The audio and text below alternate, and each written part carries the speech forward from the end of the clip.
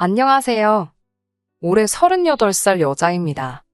결혼기간 1년을 채우지 못하고 지금은 이혼해서 혼자 살고 있습니다. 이혼한 지는 반년 조금 넘어가고요. 이제는 시간이 지나니 무뎌져서 이렇게 제 이야기를 할 수 있는 정도까지 오게 되었네요. 남들보다 조금 늦게 한 결혼이니만큼 참 많은 고민을 했고 옳은 결정을 내렸다 믿고 있었고 후회 없이 행복하게 살 줄 알았습니다. 여태껏 제가 목표했던 건 다 이루고 살았습니다. 세상 일이 마음만 굳게 먹으면 생각한 대로 흘러가는 줄 착각 속에 살고 있었지요. 제 생각처럼 흘러갔다면 더할 나위 없이 좋았겠지만 결혼 생활만큼은 그렇지 못했습니다. 결혼은 현실이다라는 말이 무슨 말인지 이제서야 이해가 가네요. 요즘 결혼 정년기가 늦어졌다고는 하지만 주변 지인들이나 건너 아는 사람들이나 아무리 찾아봐도 안 하면 안 했지 결혼을 저보다 늦게 한 사람은 없었어요. 사실 저도 결혼에 크게 뜻이 있던 건 아니었거든요. 부모님께서는 제가 가정을 꾸렸으면 하는 눈치였어요. 하지만 저한테는 사실 그럴 만한 여유가 있지는 않았습니다. 저희 집안 형편이 썩 좋은 편은 아니었어요. 제가 가장 역할을 해야 할 수준까지는 아니었지만 수입이 들쭉날쭉한 아버지 사업 때문에 어머니가 밖에서 돈을 빌리러 다녀야 했습니다. 그 때문에 어머니가 본의 아니게 다수의 사람들에게 굽신거리는 모습이 참 싫었고 그래서 더 성공에 대한 집착이 생겼던 것 같아요. 사실은 사자 들어가는 전문직이 하고 싶었지만 집에서 뒷바라지를 해줄 상황이 아니었으니 월급 많이 주는 회사에 들어가는 걸 목표로 열심히 살았습니다. 아르바이트 병행해가면서 대학교 학비와 생활비를 벌었고 졸업 후에는 당장 출근해도 좋다는 회사가 몇 군데 있었지만 더 좋은 조건의 회사를 가고 싶어 2년 정도 되는 취준생 기간을 보냈어요. 힘들었지만 제가 바라던 외국계 기업에 취직하게 되었고 현재 이 자리까지 왔습니다. 제가 지금 받는 연봉이 8천 정도 되고요. 자랑할 만큼 많은 연봉은 아니지만 그렇다고 해서 어디 가서 명함을 못 내밀 정도는 아니라고 생각해요. 아무튼 제가 취직하고부터는 집안의 기둥 노릇을 하게 되었어요. 취직 후 처음 몇 해간은 집에 있는 빚을 갚느라 돈도 모으지 못했고요. 빚을 다 갚고 나서는 집안 형편 때문에 원하던 공부를 포기했던 동생 유학도 보내주고 서울이라고 부르기도 힘들 정도로 외곽이긴 하지만 부모님 명의로 아파트도 하나 해드렸어요. 결과적으로는 그쪽 지역이 현재는 재개발이 되고 있어서 집값도 많이 올랐네요. 동생도 유학 중에 만난 사람과 결혼해서 아예 그쪽에 자리를 잡았고요. 현재는 돈도 저보다 훨씬 더 잘 받으며 일하고 있으니 전부 해피엔딩이네요. 아무튼 그렇게 온 가족들 다 챙기고 나서야 드디어 저를 돌아보게 되더라고요. 여전히 부모님 생활비나 동생 학비 같은 걸 신경 쓰긴 해야 했지만 여유가 생기기 시작했고 저를 위해 돈을 모으기 시작할 수 있었습니다. 이런 상황이다 보니 사실 결혼은 저한테는 약간 사치가 아닐까 하는 생각을 갖게 되었는데 동생이 자리를 잡은 시기부터 이제 부모님 생활비는 자기가 낼 테니 제 인생 좀 살라고 하더라고요. 부모님도 면목이 없다면서 이젠 제가 결혼해서 가정을 꾸리고 사는 모습이 보고 싶다 하셨고요. 가족들이 이제 저 결혼하라고 해서 억지로 등 떠밀려 결혼한 건 아니에요. 저도 늦게 결혼하게 된 만큼 더 신중할 수밖에 없었고요. 남편은 직장 동료의 지인을 통해 소개를 받아 처음 만나게 되었습니다. 회사에서도 제 나이에 결혼하는 사람이 저밖에 없었고 제가 비혼주의가 아니라 그냥 사는 게 팍팍해서 결혼을 안 했던 거라는 사실을 알게 되고부턴 저한테 좋은 자리 있으면 소개시켜주고 싶다던 사람이 많았거든요. 당시 제가 35이었는데 결혼 상대를 소개받는 자리들이 순탄치만은 않았습니다. 어떤 이는 제가 나이가 많다고 부담스러워하고 저는 그래도 나름 자부심 가지고 있는데 어떤 때는 제 높은 연봉 때문에 부담스럽다 하는 사람도 있었어요. 나이야, 어쩔 수 없다 치지만 그래도 제 높은 연봉이 발목을 잡을 줄 몰랐네요. 그래도 제가 결혼을 못해서 안달이 나 있던 것도 아니었고 저 혼자서도 잘 먹고 잘 사는데 아쉬울 것도 없었어요. 결과야 안 좋았지만 오지랖 넓던 직장 동료들이 매번 저를 생각해서 자리를 만들어 오는데 거절하는 것도 여간 힘든 일이 아니었지요. 애써 신경 써준 직장 동료들 성의를 거절하는 것보다 소개 자리 나가서 상대방한테 거절하는 게 오히려 마음이 편했어요. 그래서 언젠가부터는 소개 자리가 있을 때마다 어떻게 거절해야 좋을지 고민하는 게 일이었지요. 그러다 만나게 된 것이 남편입니다. 남편도 저랑 처지가 비슷했어요. 거의 똑같다고 봐도 과언이 아닐 정도로 말입니다. 남편은 홀어머니 밑에서 자란 아름 좋은 회사 들어간 자수성가한 사람이었지요. 책임져야 할 가족들 때문에 홍기를 놓친 것부터 홀어머니가 아들 장가가기만을 학수고대하는 것에 직장 동료들이 그런 자신을 도와준다며 혼사자리 알아봐준다고 이 사람 저 사람 만나는 것까지 말이지요. 이상한 데서 서로 생각도 못한 공통점을 찾게 되었으니 참 신기했어요. 그렇게 인연이 시작되어 1년 조금 덜 되는 연애를 거치고 결혼을 하게 되었습니다. 저희도 연애하면서 죽이 잘 맞고 다툼 없이 잘 만난 것도 결혼을 결정하는데 큰 역할을 하긴 했지만 양가 어머님들이 워낙 성하셨지요. 좋은 상대 나타났을 때 후다닥 결혼하라고 양쪽에서 보채는 바람에 연애 기간이 짧기도 했어요. 저희들도 40 넘기 전에 결혼하는 게 더 좋지 않겠냐 생각도 들었고요. 결혼 준비 또한 어려울 게 없었어요. 서로들 직장에서 이미 자리가 잡혀있는 상황이다 보니 결혼 비용으로 내가 더 해오네, 네가 덜 해오네 하면서 다툴 것도 없었습니다. 게다가 양가 어른들이 경제적 능력이 없기 때문에 결혼 후에도 각자 벌어오는 돈으로 각자 양가 어른들은 알아서 챙기기로 이야기가 되었기에 그런 부분에서도 다툴 것들이나 의견 차이가 있을 게 하나도 없었지요. 결혼 생활은 정말 더없이 즐겁고 행복할 줄 알았습니다. 연애할 때도 그렇게 좋았는데 결혼하면 어떨까 궁금할 정도였지요. 제가 어서 가정을 꾸리고 제 삶을 살았으면 하셨던 어머니만큼이나 제 직장 동료들도 저희 결혼을 축하해주기 바빴습니다. 남편과의 소개 자리를 주선해준 동료 직원은 결혼까지 골인했으니 나중에 크게 한턱 쏘라면서 너술에도 떨었고요.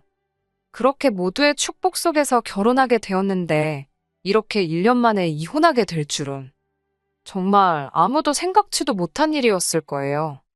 저조차도 일이 이렇게 될 거라고는 꿈도 꾸지 못했거든요. 양가 어머니들 등살에 결혼식을 빨리 진행하는 바람에 신혼집도 구하지 못한 상태에서 결혼을 하게 되었습니다. 그래도 그나마 제가 월세로 쓰고 있던 오피스텔이 거실에 방 하나가 딸려있던 구조라서 일단은 남편이 그 집으로 같이 들어오기로 했었지요. 당시 남편도 혼자 자취하는 곳이 있었고 아직 계약 기간이 몇 달 남아있는 상황이었어요. 그쪽은 그냥 대학가에 있는 원룸 같은 곳이라서 저랑 같이 지내기에는 공간이 여의치 않은 정말 1인 가구를 위한 구조였고요. 그런데 아무래도 남편이 제가 지내는 곳으로 오면 출퇴근에 걸리는 시간이 길어지기 때문에 여러모로 불편해졌어요. 그래서 결혼식을 올렸는데도 불구하고 각자 자취하던 곳에 살게 되는 웃지 못할 상황이 일어나고 말았습니다. 어쩔 수 없는 특수한 상황이다 보니 이해 못할 상황은 아니었어요. 물론 저희 집에 와서 같이 지냈으면 그 당시에는 참 신혼 느낌 나고 같이 퇴근 후에 신혼집 알아본다고 손품 팔면서 인터넷 뒤져보고 하면서 재미있기도 했겠지만 왕복으로 몇 시간을 길 위에서 보내게 하는 게 미안해서 빨리 들어오라는 말을 하지 못했네요. 그래도 회사 안 나가는 주말이면 신혼집 알아보러 다닌다고 여기저기 다녀서 좋았었는데 하루는 남편이 심각한 표정으로 오더니 신혼집에 대해서 저랑 이야기 나누고 싶다고 하더라고요. 무슨 일이 있는가 해서 이야기를 좀 들어보기로 했지요. 그리고 남편의 제안 덕분에 짧은 기간 동안이지만 그래도 다툰 적 한 번이 없었는데 처음으로 의견 충돌이 일어나게 되었습니다. 남편이 하는 말이 신혼집을 우리가 여기저기 알아보고 있는데 이왕이면 시댁에서 가까운 편이 좋지 않겠냐고 말을 꺼내더라고요. 난데없이 그렇게 하자는 남편이 사실 잘 이해가 가지 않았습니다. 시댁하고 가까이 살아서 좋을 거 없는 건 저도 잘 알고 있습니다. 시댁의 위치가 위치다 보니 애초에 저희가 신혼집을 구하고자 했던 지역하고도 동떨어진 위치였고요. 거기에 시댁 근처에 신혼집을 구한다면 친정하고는 거리가 엄청 멀어지게 되었거든요. 하지만 그렇다고 해서 그게 거부감이 든다거나 죽기보다 싫다거나 한 건 아니에요.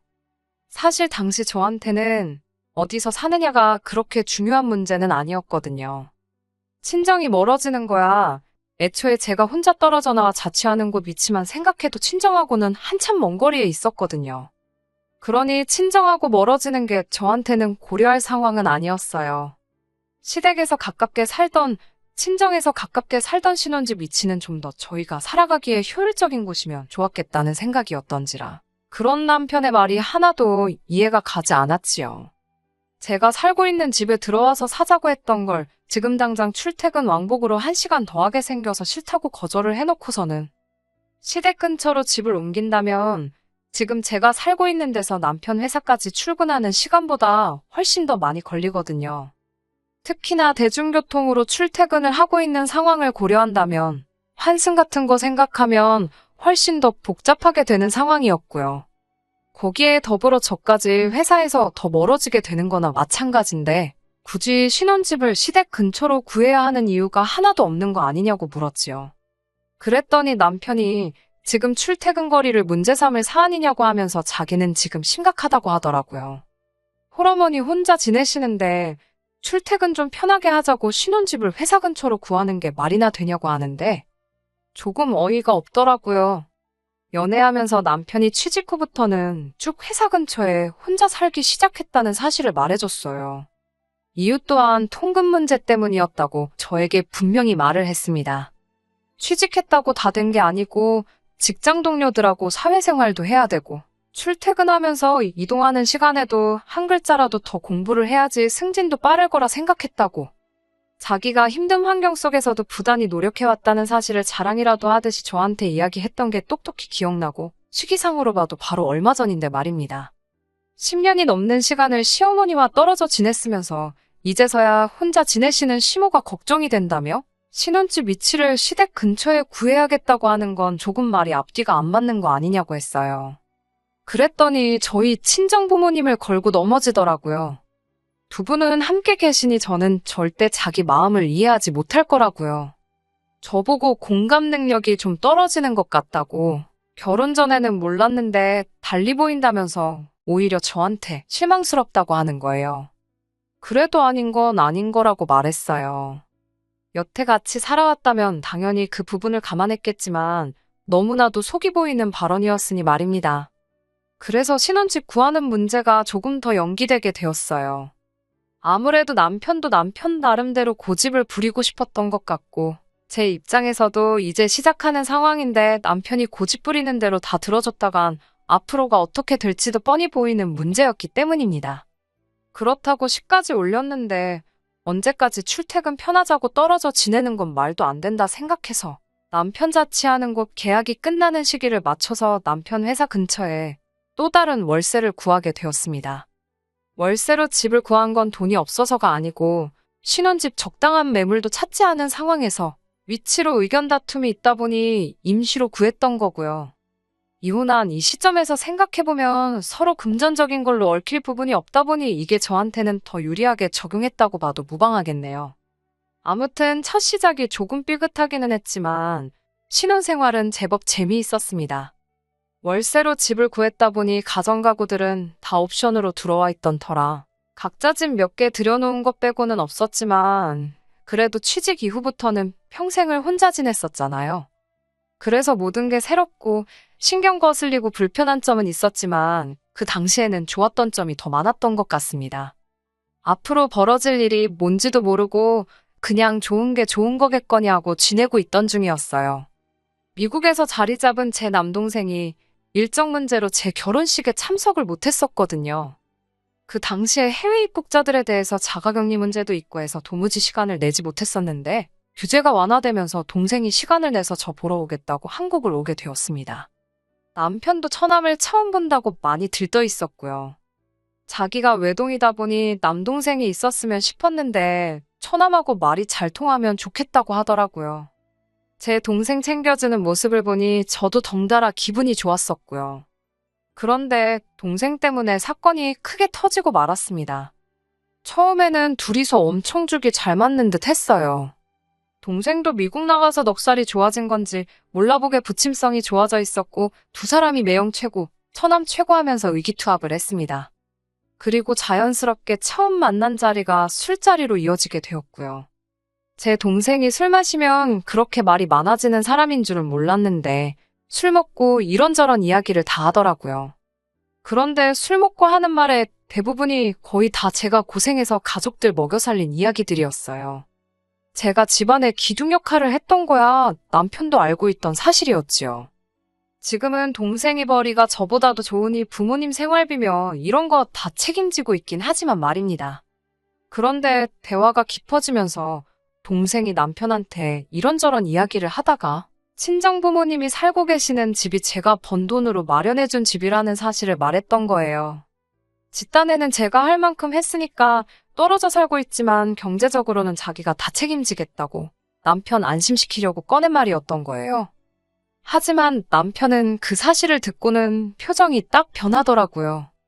저는 옆에서 술을 안 마시고 자리를 지키고 있었으니 남편 분위기가 달라진 걸 대본에 딱 알게 되었고요. 이래저래 자리가 끝나고 집으로 돌아가는 길이었습니다. 아니나 다를까 술자리에서는 꺼내지 않았지만 집에 도착하자마자 남편이 대본의 이야기를 꺼내더군요. 장인 장모님 집을 제 돈으로 샀다는 걸 왜 말하지 않았느냐고요. 숨기려고 숨긴 건 아니고 아무래도 제가 제 입장을 이야기하는 거니 너무 제 생각만 한 걸 수도 있지만 아무리 생각해도 그게 남편과 저 사이에 문제가 될 거라고는 생각도 하지 않았습니다. 그도 그럴 것이 친정부모님 집을 사들인 시점은 벌써 몇 년 전 이야기고 오히려 집값 같은 걸 생각해보면 투자를 성공한 거나 마찬가지였으니까요. 거기에 명의는 당장 부모님 명의로 되어 있긴 했지만 나중에 부모님이 돌아가시고 나면 동생한테 돌아가는 것 하나 없이 오롯이 전부 다 제가 받아오기로 이야기도 끝난 상황이었으니 장기적으로 보면 저희 재산이나 마찬가지였고요. 그리고 가장 중요한 건 남편과 제가 결혼하는 시점에 아직 신혼집도 구해지지 않은 상황에서 남편이 모아놓은 돈이나 제가 모아놓은 돈이 별반 크게 차이가 나지 않았던 거예요. 아직 집도 없고 혼수고 뭐고 결혼식 비용 말고는 크게 들어간 것도 없는 데다가 월세로 살고 있는 집도 각자 따로 살던 집에 있던 보증금을 묶어서 처리한 상태였으니 말입니다. 친정부모님 집은 결혼하기 훨씬 전에 해드렸던 거고 어차피 반반 결혼한 건데 문제될 게 뭐가 있냐고 했더니 저보고 또 이기적이라는 겁니다. 너는 장인장모 노후 준비까지 다 해줬으면서 신혼집 시댁 근처에 구하는 걸 반대를 할 수가 있느냐는 거예요. 제 입장에서는 도무지 남편이 무슨 말을 하는 건지 이해가 가지 않았습니다. 뭔 소린지 이해가 가게 좀 설명해보라 하니 설명은 하지 않고 자기도 자기 어머니 노후까지 다 해결해드려야겠다. 그래야 공평하다. 이런 소리만 하고 있더라고요. 해명할 필요도 없는 사실을 설명하는데 제 말은 듣고나 있는 건지 싶더라고요. 그리고 이걸 시작으로 결국 이혼까지 하게 되었네요. 퇴근하고 집에 들어왔는데 집이 아주 개판이 되어 있더라고요. 임시로 구한 월세가 제가 먼저 살던 곳처럼 방 하나, 거실 하나 이렇게 있는 곳이었는데 방에 있던 저희 침대가 거실로 나와 있고 남편은 방에 있는 살림살이들을 다 거실로 빼고 있었어요. 제가 들어오니 방에서는 시모가 따라 나오더군요.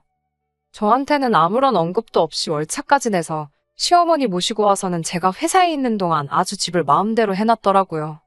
어머님은 여기 어쩐 일이고 이건 다 무슨 꼴이냐고 물으니 남편이 어머니 보고 거실을 쓰라 그럴 수는 없지 않느냐고 퉁명스럽게 대답하는 겁니다. 어머님이며 거실이며 그게 다 무슨 소리를 하는 거냐 말하니 남편이 오늘부터 어머니랑 같이 살기로 정했으니 그렇게 알라는 거예요. 그런 결정을 나한테 말 한마디도 없이 할 수 있냐고 따지니 저야말로 장인 장모님 집부터 해서 한마디도 안 했던 게 누군데 그런 말을 하냐고 우기기 시작하는 겁니다. 너야말로 이미 장인 장모 노후 대책까지 결혼 전에 다 끝내놓지 않았느냐며 시댁 근처에 신혼집 구하는 것도 못하게 막았으니 자기도 어쩔 수 없다고. 그러니 어머님 모시고 온 거라고요. 그리고 빠른 시일 내로 같이 집 보러 다니자고 신혼집은 이 근처에 구하자더군요. 시어머니 전세금도 다 빼고 나면 돈이 더 여유가 생기니 한 40평짜리 아파트 구하면 되겠다고요. 남편과 저 사이에 언성이 높아지니 시모가 껴들었어요. 이야기 다 들었는데 우리 아들 말이 틀린 거 하나 없다고. 능력 있는 아들을 보내줬으니 자기도 이제 며느리한테 효도받고 살아야겠다고 하는 겁니다.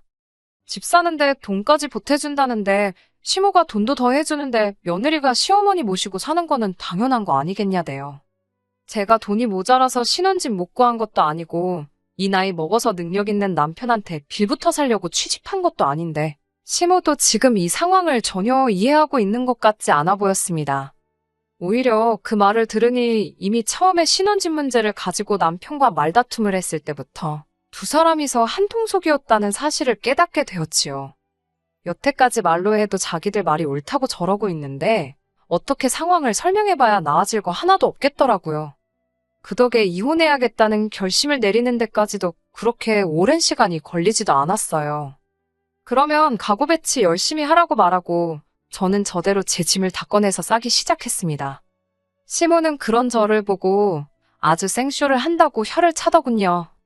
집 나간다 그러면 누가 무서워할 줄 아냐고 하면서 네 나이에 이혼까지 하면 앞으로 너 받아주는 집안이 있겠냐고 하더라고요.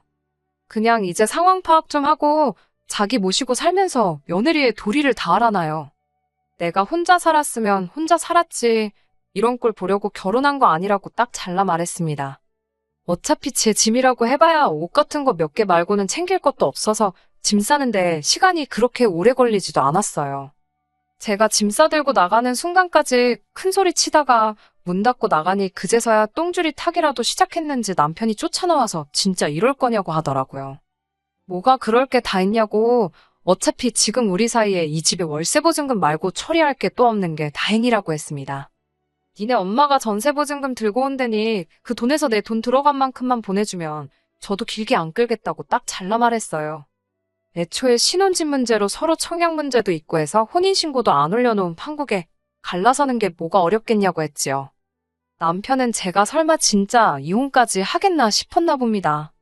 하지만 저는 남편이 시어머니 모시고 사는 걸 철회한다고 해도 다시 합칠 생각이 없을 정도로 마음을 굳힌 상황이었거든요. 시간이 지나도 제가 아무 연락도 없으니 남편이 참다 못해 저한테 먼저 연락을 해오더라고요.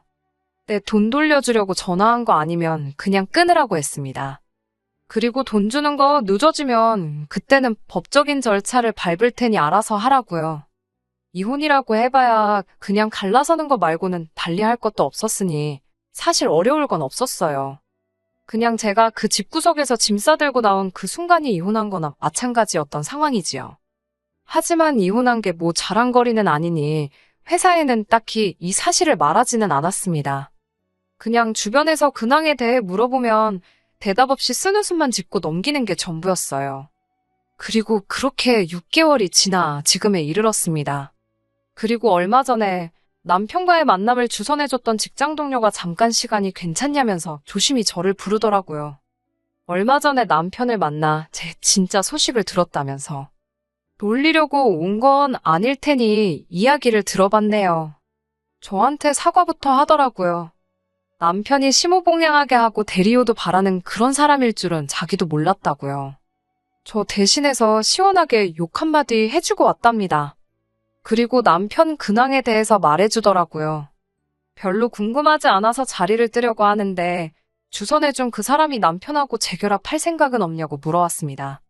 그게 무슨 소리냐고 했더니 두 사람이 너무 잘 어울렸어서 그게 참 아쉬워서 그러는 거라더군요.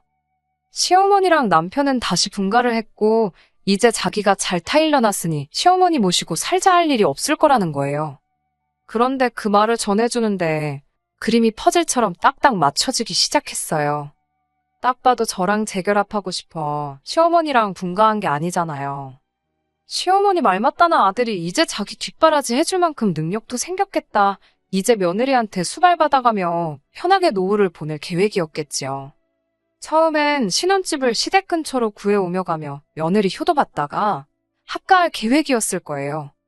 그런데 시작부터 제가 안 된다고 하니 은근슬쩍 말도 안 되는 이유 가져다 붙여서 합가를 시도했던 거지요. 그런데 이건 뭐 시작도 하기 전에 며느리가 짐 싸서 나가버리니 며느리 수발받으며 호강할 줄 알았는데 이건 뭐 팔자에도 없던 아들 뒷바라지를 하게 생기게 되었으니 얼마나 열이 받았겠어요. 그러니 분가를 했다기보다는 시모가 열받아서 집을 나가버린 게 더 이야기가 맞지요.